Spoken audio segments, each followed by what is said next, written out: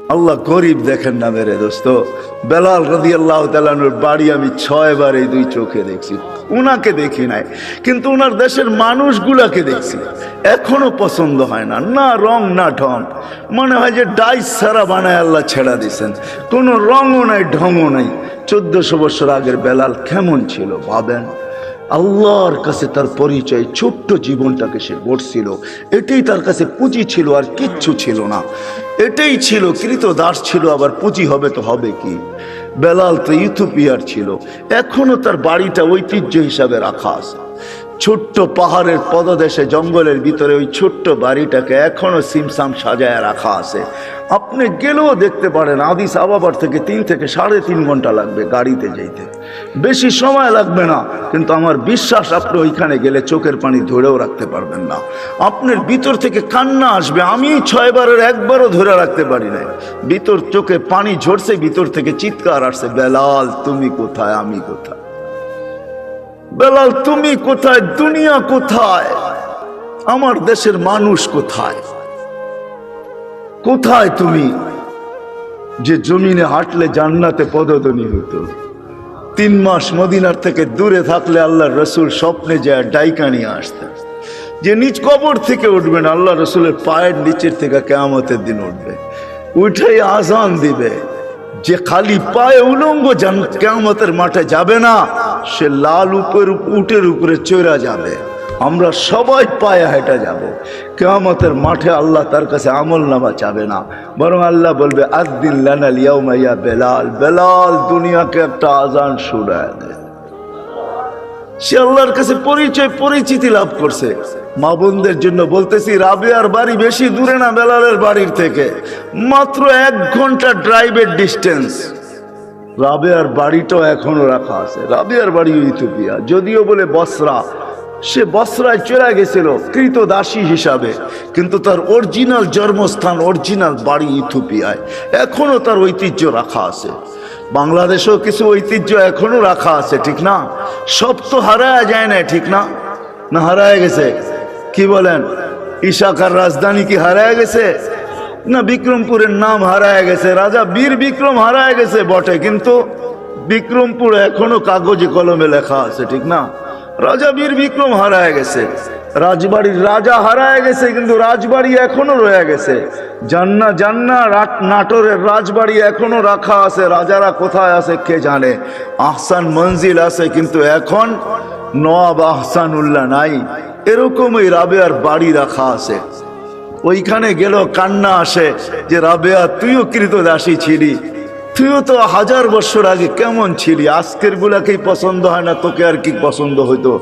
তোর রূপরেখাই কিরকম ছিল, কিন্তু তোর নামের জীবনী কোনো বাসা নাই দুনিয়ায় যেই বাসায় রাবেয়ার জীবনী লম্বা হবে না। আর আসলে এটাই আল্লাহর সিস্টেম। রাত যখন বাড়তে থাকে, তোর মানুষের মেমোরি আস্তে আস্তে ক্লোজ হইতে থাকে। একটা সময় আসে পুরা ক্লোজ হয়ে যায়, আর শেষ ঘুমের কোলে ঢুলা পড়ে। আবার সকালে যখন ঘুমের থেকে ওঠে, তো মেমোরি আস্তে আস্তে ওপেন হইতে থাকে, সূর্যের আলো বাড়তে থাকে, ব্রেন তেজ হইতে থাকে, মেমোরি ওপেন হইতে থাকে। এটাই আল্লাহর সিস্টেম। বিদায় 11:30টার উপরে বাঁচতে চলছে পড়ায়, 11:32। কথা কিন্তু বিলকুল অল্প হবে। এই জন্য মেরে দোস্ত, এটাই সত্য। কথার দিকে যাওয়া যাক। এটাই সত্য। হয়তো আমরা আজকে দুনিয়াতে আসি, দুনিয়ার পরিস্থিতি আর সিস্টেম এটাই বলতে চাইতেছে যে বেশি দিন আমরা সবাই দুনিয়াতে থাকবো না। কেননা আমাদের বয়সটাও বেশি লম্বা না, 60 থেকে 70 বছর। দুনিয়ায় কোনো দেশ আছে কিনা আমার জানা নাই যার গড় আয়ু 70-এর উপরে আছে। হয়তো আপনাদের কাছে জানা থাকতে পারে। বিদায় 70 পর্যন্তই আমাদের জীবনের সীমা রেখা। এর চেয়ে বেশি যারা পাবে, হাদিসের আলোকে বোঝা যায় কলিলুম মা ইয়াতাজাওয়াজুন। এর চেয়ে বেশি যারা পাবে, এদের সংখ্যা বড় নগণ্য হবে। বিদায় আমরা ভাইবা নিতে পারি, কিন্তু এটাও তো সত্য, কেউ বুকে হাত দিয়ে বলতে পারবে না আমি 60 বাজবো কি 70 বাজবো। এটাও তো জানার মতো টেকনোলজির যুগে কোনো মেশিন এখনো বাহির হয় নাই। যদিও আগে ভাবতাম যে জ্বর মাপতে হলে থার্মোমিটার মুখে নিতে হবে অথবা বগল তলে নিতে হবে, কিন্তু টেকনোলজি উন্নতি হওয়ার কারণে এখন আর জ্বর মাপতে মুখেও নিতে হয় না, আর বগল তলেও নিতে হয় না। বেশি দূরে যেতে হবে না, আমাদের এয়ারপোর্টেই মেশিন লাগানো আছে। আপনি গেট ক্রস করতে থাকবেন, তাপমাত্রা দেখার যার দায়িত্ব সে তাপমাত্রা দেখতে থাকবে যে আপনার তাপমাত্রা কতটুকু। যদি দেখে তাপমাত্রা অনেক বেশি, তো গেটেই আপনাকে থামায়া দিবে, আপনিও জানবেন না যে তাপমাত্রা মাপলো তো মাপলো কি করে। টেকনোলজি উন্নতি হয়েছে, কিন্তু এখন পর্যন্ত কোনো মেশিন আসে নাই যে মানুষের কপালে লাগাবে আর বলে দিবে তার বয়স কতটুকু আছে। মনে হয় কোনোদিন এই মেশিন আসবেও না, আর এটাই সত্য। কোনো দিন এই মেশিন আসবে না যে আমি 60 বাজবো কি 70 বাজবো। এই জন্য আল্লাহ মানুষকে বড় সতর্ক করছেন, ইবনে আদম লা তাফরাহ বিদুনিয়াইকা। মানুষ দুনিয়ার উন্নতি বা চাকচিক্য বা দুনিয়া আধুনিক হইতেছে, ডিজিটালত্ব বা আধুনিক বা উন্নত বা আপডেট তোমাদেরকে যেন মাতাল না করে। ফাইন্নাকা গায়রা মুখাল্লাদ, এটা দিলে বসাও যে তুমি কিন্তু চিরঞ্জীব না। আবার আল্লাহ যুবকদেরকেও পৃথক করছেন, ইয়া শাবাব, ও যুবক, লা ইয়াক্তাররুকা শাবাবুকা, যৌবন যেন তোমাকে মাতাল না করে, বিমুখ না করে।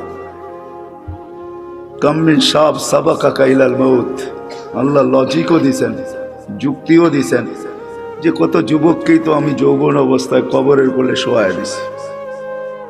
এটাই কিন্তু চিরসত্য।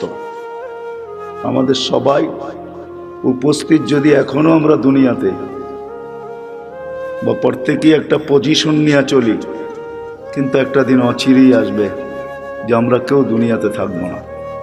যদিও আজকে বিরাজমান কথা, কিন্তু আমার ঠান্ডা ঠান্ডাই হবে, সুরটুর হবে না। ধ্যান দিয়ে শুনলে হয়তো বুঝে আসতে পারে, দিলে গাঁথতে পারে। আমরা কেউ থাকবো না, শূন্য দুনিয়া আল্লাহ শূন্য করবে, এটাই আল্লাহর সিস্টেম। এই জন্য প্রতিদিন কিন্তু আল্লাহ আমাদেরকে আপডেট দেখায়। এর আগেও মানুষ মারা যেত প্রতিদিন, এখনো 3 থেকে 4 লক্ষ মানুষ ডেলি মারা যায় বিভিন্ন কারণে, কিন্তু কোনোদিন আপডেট আমাদের সামনে আসতো না। হয়তো নেটে সার্চ করলে পাওয়া যেত, কিন্তু করোনা কিন্তু ডেলি আমাদেরকে আপডেট দেখাইতেছে, ঠিক না? কত হাজার দুনিয়ার থেকে উঠে যেতেছে। আলহামদুলিল্লাহ আমাদের দেশে নাই, না আসুক এটাই আমরা চাই। আমাদের দেশ করোনা মুক্ত হোক, এটাই আমাদের সদা সর্বদা দোয়া। কোনো বিপর্যয় না ঘটুক, এটাই আমরা চাই। কিন্তু সারা দুনিয়ার আপডেট কিন্তু আমাদের সামনে আসে। আল্লাহ কিন্তু বুঝাইতে চাইতেছে, ডেলি কিন্তু আমি 5000 করে উঠাইতেছি, 10,000 উঠাইতেছি, কখনো বাড়ে কখনো কমে। একদিন শূন্য দুনিয়া কিন্তু শূন্য হয়ে যাবে, আবার একটা দিন আসবে দুনিয়াই থাকবে না। আমি মানি আর না মানি, এটাই কিন্তু সত্য। আর এটারই নিদর্শন আল্লাহ আমাদের সামনে তুলে ধরতেছেন। এই জন্য দুনিয়া ঘুরলে দেখা যায় এখনো আছে। আপনাদেরকে আমি অ্যাড্রেস দিতে পারি। কওমে আদ যারা দুনিয়ার ভিতরে সবচেয়ে বড় ছিলেন, যাদের স্লোগান ছিল মানে আসাদ্দু মিন্না কুওয়া, আমাদের চেয়ে শক্তিশালী কে? 120 ফিট লম্বা ছিলেন। এদের ঘরগুলো এখনো রাখা আছে। ইয়ানহিতুনা মিনাল জিবালি বুয়ুতা, জমিনে বাস করতেন না, বলতেন জমিন আমাদের পেশাব পায়খানার জন্য। পাহাড়ে বাস করতেন, এখনো মাথার ডাচাটা রাখা আছে। আমি অ্যাড্রেস দেই, আমি দেখা আসছি, আপনারাও দেখা আসেন।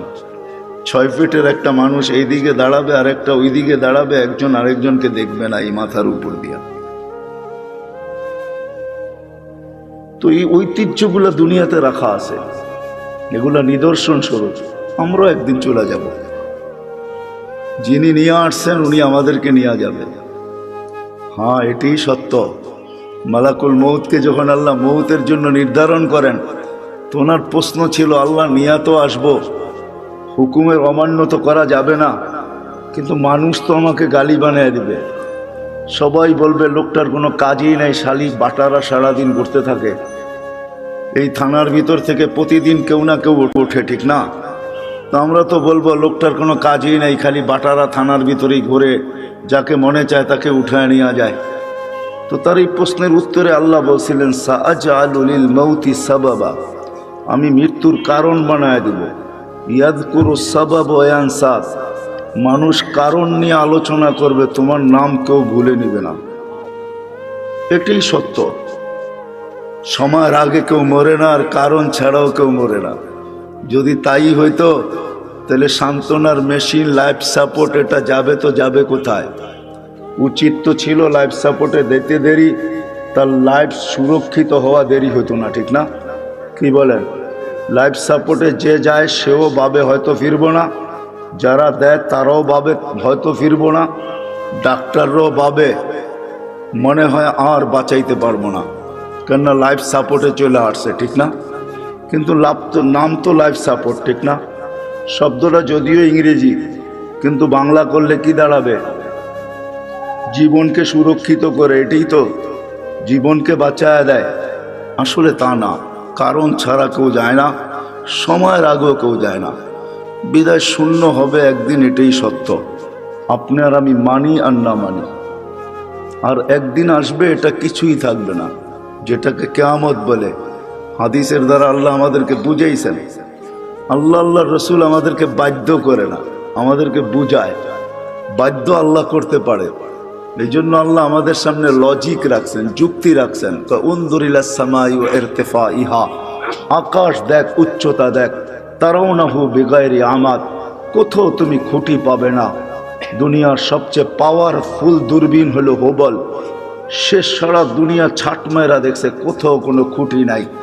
বিদায় আজ পর্যন্ত নাসার হুবল এই তথ্য দেয় নাই যে আমরা কোথাও খুঁটি পাইছি, খুঁটি দিয়ে আকাশ দাঁড়ায় আছে।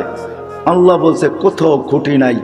একটা না সাবা সামাওয়াতিন তিবাকা, একের পর এক 7টা, প্রত্যেকটা এক সমান বড় না। যদি বিশাল স্টেডিয়ামের ভিতরে একটা মার্বেল রাখা হয়, তাইলে স্টেডিয়ামের তুলনায় মার্বেলটা যতটুকু ছোট, প্রথম আকাশটা দ্বিতীয়টার সামনে এতটুকু ছোট, দ্বিতীয়টা তৃতীয়র সামনে এতটুকু ছোট, প্রত্যেকটা তার পরেরটার সামনে এতটুকু ছোট। আল্লাহ বলে 7টা দাঁড় করায় রাখছি, যদি 7টাকে বাধ্য করতে পারি দাঁড়ানোর উপরে, তুমি আর কে? 3.5 একটা মানুষ, তোমাকে বাধ্য করা কোনো ব্যাপার না। কি ব্যাপার? আল্লাহ বলে যদি আকাশ দিয়া বুঝে না আসে, কেননা কারো আকাশ দিয়া বুঝে আসার কথাও না, কেননা বিজ্ঞান আজকে আকাশের নিচে ঘুরতে ঘুরতে সেই হারায় গেছে। বিদায় সে কোনো তথ্য তেমন দিতে পারে নাই। কিন্তু এই জন্য আল্লাহ আমাদেরকে একটু নিচে নিয়ে আসছেন, বলছে উনদুরিলা শামসি ওয়া শুআইহা, সূর্য দেখো আর কিরণ দেখো, তোমাদের দুনিয়ার থেকে 13 লক্ষ গুণ বড়। আমাদের দুনিয়াটা নক্ষত্র না, গ্রহ, ওইটা নক্ষত্র 13 লক্ষ গুণ বড়। আল্লাহ বলে এটাকে যদি 365 দিনে 365 কক্ষপথে আমি বাধ্য করতে পারি, যার চলার ঘন্টা পার ঘন্টায় 6 লক্ষ কিলোমিটার বেগে দৌড়াইতেছে, একে যদি আমি বাধ্য করতে পারি, তো তোমাকে বাধ্য করা কোনো ব্যাপার না। তো আল্লাহ বলে এটাও যদি বুঝে না আসে, তো উনদুরিলাল বিহারি ও আমওয়াজিহা, সমুদ্র দেখ আর তরঙ্গমালাগুলা দেখ। সমুদ্রকে আমি বাধ্য করছি। পদ্মা, মেঘনা, যমুনা ভাঙ্গে আমি মানি, কিন্তু আজ পর্যন্ত বঙ্গোপসাগর ভাঙছে এরকম খবর, বঙ্গোপসাগরে ভাঙ্গন শুরু হয়েছে এরকম কোনো খবর মনে হয় বাংলাদেশের কোনো নিউজ পেপারে আসে নাই, ঠিক না?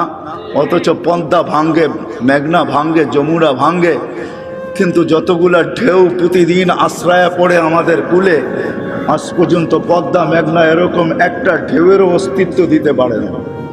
আল্লাহ বলে ওকে বাধ্য করছি, এই জন্য তোমাকেও বাধ্য করা কোনো ব্যাপার না। আল্লাহ বলে এটাও যদি বুঝে না আসে, তো উনদুরিলাল জিবালি ওয়া ইস্তিকরারিহা, পাহাড় দেখো আর দৃঢ়তা দেখো, ওটাকেও আমি বাধ্য করছি, তোমাকে বাধ্য করা কোনো ব্যাপার না। হইতে পারি আমি হাট্টা গাট্টা, হইতে পারি আমি যৌবনে বড়া যুবক, তাতে কি আসে যায়? আল্লাহর উপমা বা লজিক দেখেন না। আল্লাহ বলে তোমাকেও আমি বাধ্য করতে পারি, এটা কোনো ব্যাপার না। আল্লাহ বলে এটাও যদি বুঝে না আসে, তো উনদুরিলাল আরদি ওয়া ইত্তিসাইহা, জমিনটাকে পানির ভিতরে আল্লাহ বিছাইছেন। যখন বিছাইছিলেন তখন এটা হেলতে ছিল, তামায়ালাতিল আরদ, জমিন হেলতে ছিল। তা আল্লাহ বলে ফাজআলনাল জিবালা ফিহা আওতাদা, আমি পাহাড়কে প্যারাক বানায় গেড়া দিছি, ফাস্তাকাররাতিল আরদ, জমিন স্থির হয়ে গেছে পানির ভিতরে। এটা দেখা ফেরেশতাদের চক্ষু কপালে উঠছিল। ওই প্রশ্নের দিকে আমি যাইতে চাই না। ফেরেশতা আল্লাহকে জিজ্ঞাসা করছিলেন, হাল খলাকতা আসাদ্দু খালকাম মিনাল জিবাল, আল্লাহ পাহাড়ের চেয়েও শক্তিশালী কিছু আপনি তৈরি করছেন? তো আল্লাহ বলছে লোহা, যে পাহাড়কে কাইটা ঢের বানায় দেয়। বলছে এর চেয়ে শক্তিশালী? বলে আগুন, যে লোহাকে পানির মতো তরল করে দেয়। বলছে এর চেয়ে শক্তিশালী? বলে পানি। বলে এর চেয়ে শক্তিশালী? বাতাস। বলে এর চেয়ে শক্তিশালী? বলে এটা আছে যেটা আল্লাহ আমাদেরকে দিয়েছেন আর কাউকে দেন নাই। আমাদেরকে দিয়েছেন ওইটা আর কাউকে দেন নাই। যদি আল্লাহ বলতেছে জমিনের দিকে দেখো, প্রশস্ততা দেখো। আর যদি আমাদের গ্রহের দিকে দেখেন, এই দুনিয়ার ফুটবলটার দিকে দেখেন, তো সে 66,000 মাইল গতিতে সূর্যের পিছে দৌড়াইতেছে, 1000 মাইল বেগে পার ঘন্টায় ঘুরতেছে। কিন্তু আমরা বসে আছি, বিল্ডিং ঠিক আছে, সব কিছু ঠিক আছে, কোনোটা তার জায়গার থেকে সরতেছে না, নড়তেছে না, ঠিক না? অথচ যদি 66,000 মাইল বেগে যদি সে ছুটে, সবাই উড়া যাওয়ার কথা ছিল। আল্লাহ বলে না, আমি জমিনকে বাধ্য করছি, তুমি দৌড়াও, তাতে কিছু আসে যায় না, তুমি ঘোরো, তাতে কিছু আসে যায় না, কিন্তু খবরদার আমার বান্দার গায়ে যদি বাতাস লাগলো। ওয়াজআলনাল আরদা কারারা, আল্লাহ বলে আমি বাধ্য করছি একে, বিধায় তোমাকেও বাধ্য করতে পারি। আল্লাহ বাধ্য করবে না। নাইলে আপনি কি ভাবেন 5 ওয়াক্ত আল্লাহ ডাকবে আর আপনি আসবেন না? 5 ওয়াক্ত আল্লাহ ডাকবে আর আপনি আর আমি বলবো ব্যস্ত? হ্যাঁ, রোড গার্ডওয়ালাও বলে ব্যস্ত, হাট বাজারওয়ালাও বলে ব্যস্ত, দোকান পাটওয়ালাও বলে ব্যস্ত, অফিস আদালতওয়ালাও বলে ব্যস্ত, ঘর বাড়িওয়ালাও বলে ব্যস্ত, মিল ফ্যাক্টরিওয়ালাও বলে ব্যস্ত, প্রত্যেক ব্যক্তি খেত খামারওয়ালাও বলে ব্যস্ত। প্রত্যেক ব্যক্তি যাকে জিজ্ঞাসা করবেন, আজানের ধ্বনি কানে আসে, কিন্তু সে বলে আমি ব্যস্ত, ব্যস্ত, ব্যস্ত, ব্যস্ত। আসে তো কয়জন আসে? যুবকও বলে আমি ব্যস্ত, এমনকি বৃদ্ধও বলে আমি ব্যস্ত, নারীও বলে ব্যস্ত, পুরুষও বলে ব্যস্ত, সব শ্রেণীর মানুষ বলে আমি ব্যস্ত। অথচ ডাকে কে? হ্যাঁ, কোন আল্লাহ? কোন আল্লাহ ডাকে? হয় রাগ হয় না, দুনিয়ার কোনো পদস্থ মানুষ ডাকলে লঙ্গির খবর থাকে না।